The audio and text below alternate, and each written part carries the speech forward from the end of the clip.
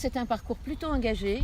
J'ai commencé dans un quotidien d'extrême gauche qui s'appelait Rouge. Ensuite, j'ai travaillé dans le mouvement des radios libres. On a monté avec un groupe d'amis une radio qui s'appelait Gilda, la radiopolitaine. Et donc c'est là que je suis passée à la radio, mon total amour.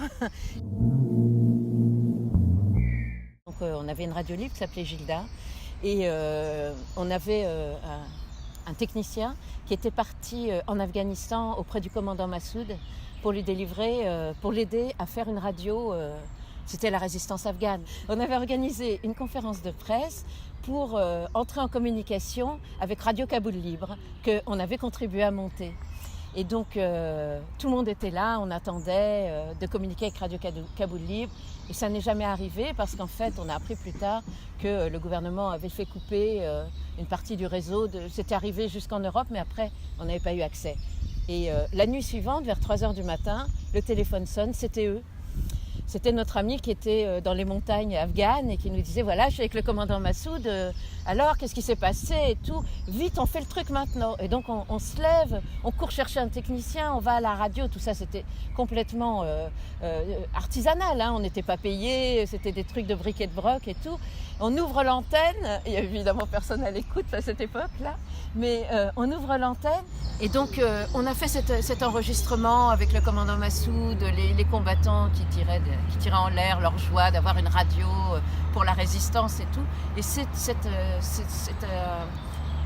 on avait une petite bande enregistrée évidemment qui a fait le tour du monde, on l'a distribuée absolument partout.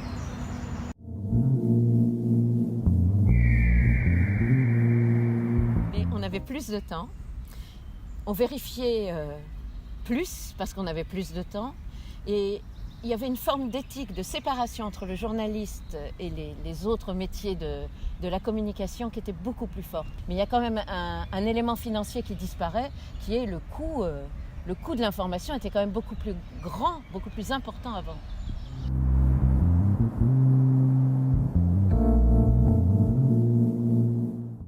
J'avais très envie d'être chroniqueur judiciaire.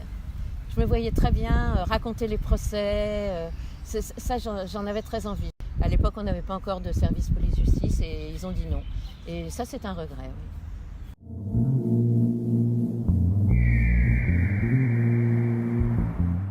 Ce qui est positif, c'est tout ce qui se passe sur Internet.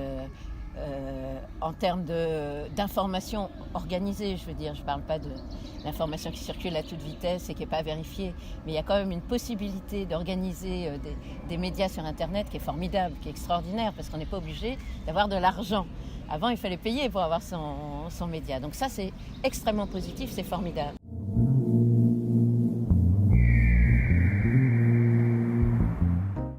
Bon, ce qui est négatif, c'est exactement un peu la même chose, c'est-à-dire la dictature du temps, la rapidité de l'information qui n'est pas vérifiée, le fait que puissent circuler les bruits les plus farfelus.